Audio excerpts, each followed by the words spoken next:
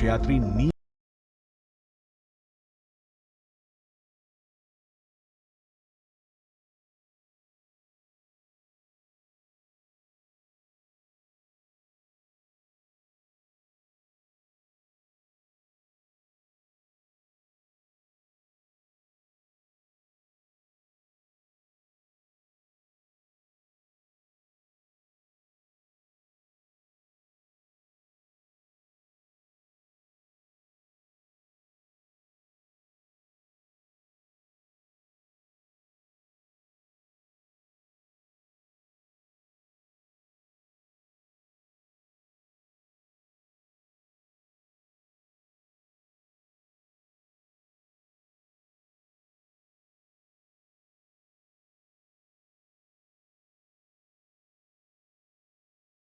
को समझने की जिज्ञासा इंसानों में पहले भी थी और आज भी है और आगे भी रहेगी। यही जिज्ञासा भारत के चंद्रयान मिशन का मूल आधार है। इसी जिज्ञासा को शांत करने के लिए इसरो ने चंद्रयान 3 को चांद पर भेजा है।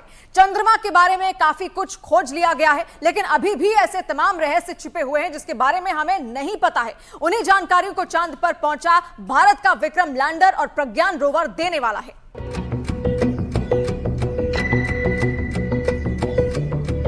क्या ब्रह्मांड की उत्पत्ति का सनातन सत्य चांद की सतह में छिपा है? क्या चांद के धरातल का विश्लेषण ब्रह्मांड की अबूझ पहेली को सुलझाने का प्रवेश द्वार है? क्या धरती पर मौजूद जल, जंगल, जमीन, फूल और खुशबू का तार चंद्रमा के इस वीरान संसार से भी जुड़ता है? चांद पर पानी की खोज के बाद भारतीय अंतरिक्ष अनुसंधान संगठन यानी इसरो अब चांद पर जमी बर्फ का विश्लेषण करने में जुटा है। चांद की सतह की बनावट को समझने में लगा है। अभी तक चंद्रमा से जुड़ी कई हैरान कर देने वाली जानकारियां सामने आई हैं। दावा किया जाता है कि चंद्रमा की मिट्टी में कई तरह के खनिज हैं और यही वजह है कि चांद पर पहुंचने के लिए तमाम देशों में होड़ लगी है। चांद की सतह पर पानी होने के भी सबूत मिल चुके हैं। वैज्ञानिकों का मानना है कि चांद पर जीवन के सबूत भी मिल सकते हैं। अंतरिक्ष में चंद्रमा धरती का सबसे करीबी पड़ोसी है। पिछले 6 दशकों में इंसानों ने 100 से भी अधिक मून मिशन को अंजाम दिया है। सभी मिशन को कामयाबी नहीं मिली, लेकिन इन मिशन ने चांद को सबसे ज्यादा खोजा जाने वाला स्थान जरूर बना दिया। बावजूद इसके चंद्रमा हमारे लिए आज भी रहस्य बना हुआ है, क्योंकि उसके दक्षिणी छोर की पूरी सच्चाई से दुनिया अब तक अनजान है। We are looking for very exciting 14 days from now for Chandrayaan 3, and as Honorable Prime Minister has mentioned, it is not Chandrayaan 3 alone, it is for future scientific exploratory missions. This is the beginning of a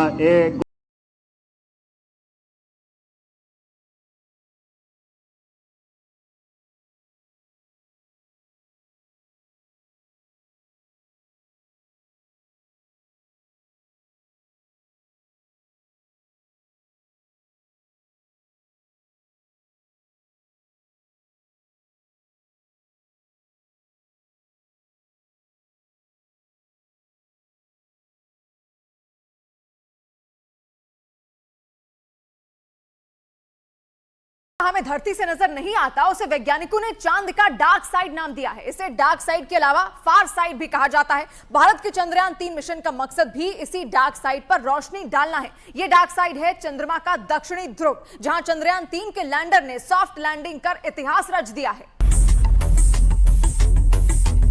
Chandrayaan 3 का Vikram lander चांद के दक्षिणी ध्रुव पर उतरा है। चंद्रमा का यह हिस्सा उसका सबसे ठंडा इलाका है, क्योंकि यहाँ सूरज की रोशनी बहुत कम पहुंचती है। सूरज की किरण तिरछी पड़ने की वजह से चांद के दक्षिणी ध्रुव के ज्यादातर हिस्सों पर काफी अंधेरा रहता है। यही वजह है कि यहाँ का तापमान भी काफी कम होता है। अमेरिकी स्पेस एजेंसी नासा की एक रिपोर्ट के मुताबिक दक्षिण स्टॉक मार्केट के टिप्स और दूसरों की कॉल्स और दूसरों के सजेशन से तंग आ चुके हो। अगर नहीं पता चला ट्रेड ध्रुव के ज्यादातर हिस्सों पर सूरज की रोशनी नहीं पड़ती और इस वजह से वहां का तापमान -248 डिग्री सेल्सियस तक पहुंच जाता है।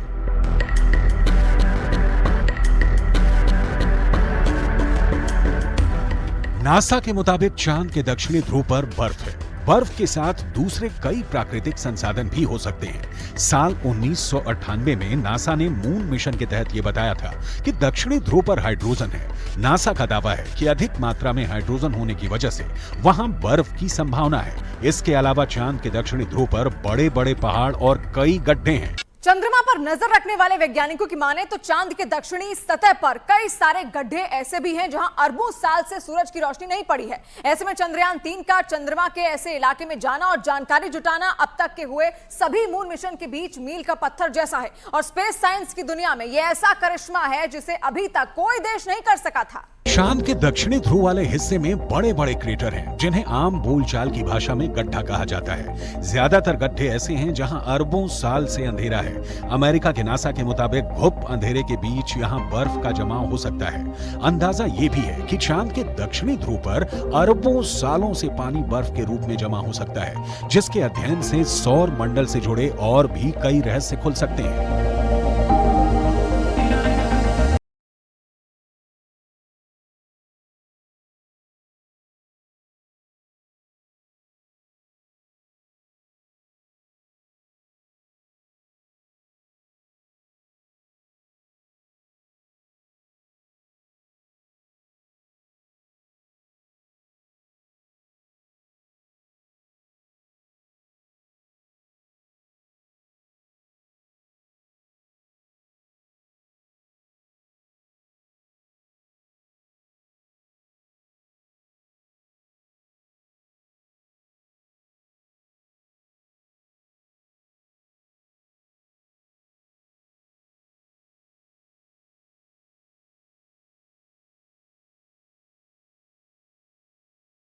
से 3,84,000 किलोमीटर की दूरी तय करके चांद पर पहुंचा विक्रम लैंडर चांद के उस दक्षिणी ध्रुव के तिलिस्म को तोड़ने वाला है। इसरो के मुताबिक चंद्रयान 3 के 3 अहम मकसद है। पहला, विक्रम लैंडर की चांद के दक्षिणी सतह पर सुरक्षित और सॉफ्ट लैंडिंग। दूसरा, प्रज्ञान रोवर को चांद की सतह पर चलाकर दिखाना। तीसरा, वैज्ञानिक परीक्षण करना, जिसकी धमाकेदार शुरुआत हो चुकी है। चंद्रमा के रहस्यों की खोज में सबसे पहली कामयाबी 1959 में तब के सोवियत संघ को मिली थी, जो अब रूस के नाम से जाना जाता है। 12 सितंबर 1959 को धरती से लॉन्च किया गया रूस का स्पेसक्राफ्ट लूना 2 चांद की सतह से जा टकरा। 7 बरस बाद 1966 में सोवियत संघ ने एक बार फिर चांद पर दस्तक दी। 3 फरवरी 1967 को लूना 9 चांद की सतह पर पहली बार सॉफ्ट लैंडिंग करने में कामयाब हो गया। ये वो वक्त था जब सोवियत संघ और अमेरिका के बीच शीत युद्ध चल रहा था। दोनों देशों में धरती के साथ साथ स्पेस रिसर्च को भी लेकर एक होड़ लगी थी। इस होड़ का सबसे अहम हिस्सा चांद तक पहुंचने की दौड़ थी। सोवियत संघ को पीछे छोड़ने के लिए तब अमेरिका ने इंसान को चांद तक ले जाने और सुरक्षित वापस लाने का लक्ष्य तय किया। Before this decade is out, of landing a man on the moon and returning him safely to the Earth. 1, 0, all engine running. Liftoff. We have a liftoff. 32 minutes past the hour. Liftoff on Apollo 11. America के Apollo 8 mission ने America के 3 अंतरिक्ष यात्रियों को चांद की कक्षा में पहुंचा दिया। ऐसा पहली बार था जब इंसान चांद के इतने करीब पहुंच गया था। इसके बाद वो दिन भी आया जब अमेरिका ने चांद पर इंसानों को उतार दिया। यह मिशन था अपोलो 11। अपोलो 11 के जरिए अमेरिका ने चांद तक ऐसी छलांग लगाई जिसे आज तक कोई दूसरा देश दोहरा नहीं पाया। वो छलांग थी चांद पर इंसानों का पहला कदम।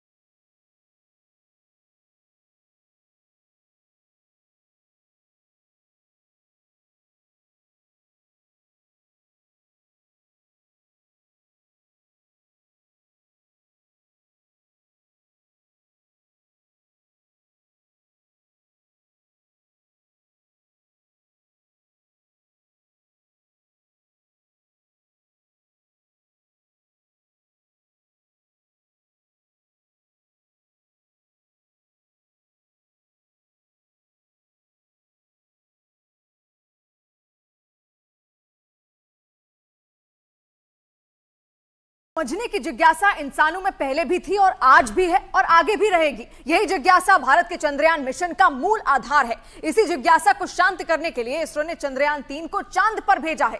चंद्रमा के बारे में काफी कुछ खोज लिया गया है, लेकिन अभी भी ऐसे तमाम रहस्य छिपे हुए हैं जिसके बारे में हमें नहीं पता है। उन्हीं जानकारियों को चांद पर पहुंचा भारत का विक्रम लैंडर और प्रज्ञान रोवर देने वाला है।